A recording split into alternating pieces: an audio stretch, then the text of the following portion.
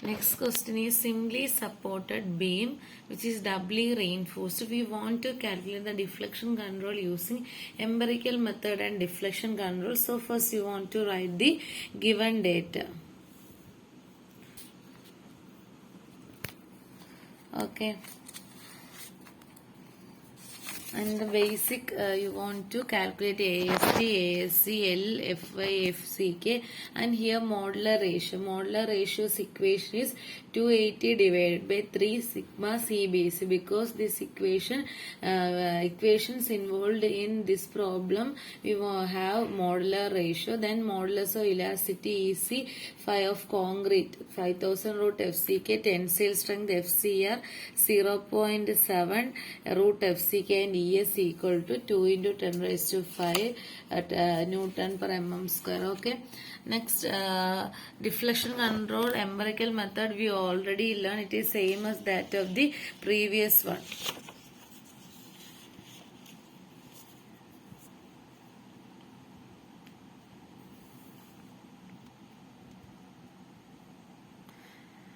Next one is how to calculate the deflection through deflection through the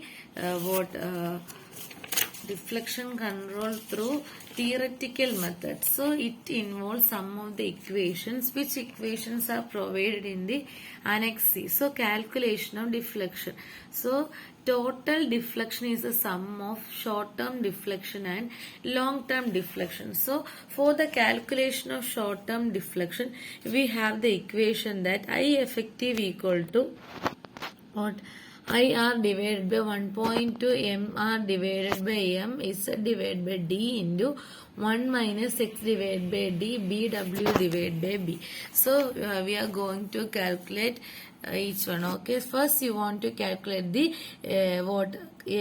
moment of inertia of cross section. Before that you want to calculate the neutral axis depth. Neutral axis depth, this is the equation you want to by heart. Then substitute all the values which you already learned. So X is the neutral axis depth. Then of this neutral axis depth we are going to neglect this compression and we are going to calculate the R, that is the D minus X. Then provide the values. Then lever arm is equal to D minus X divided by 3 which we already learned the first module. And then this is IR. No, okay, IR. The IR means the moment of inertia cracked section. This equation you want to by heart and substitute all the values. Okay. Then you want to calculate the gross sectional inertia of gross sectional. Then MR, that is calculate effective moment of inertia, FCR IGR divided by YT. YT means the the half of the total depth, that is 600, half is 300. Then substitute the values. Then after calculating all the values, calculate I effective and substitute the values. Okay, M is the moment already given in the question. So our aim is to calculate the short-term deflection. The equation for short-term deflection is this. All the values are calculated in the previous one. Then calculation of the string gauge deflection. So okay, string gauge deflection. What is the equation of calculation of string gauge deflection? This is the equation for string gauge.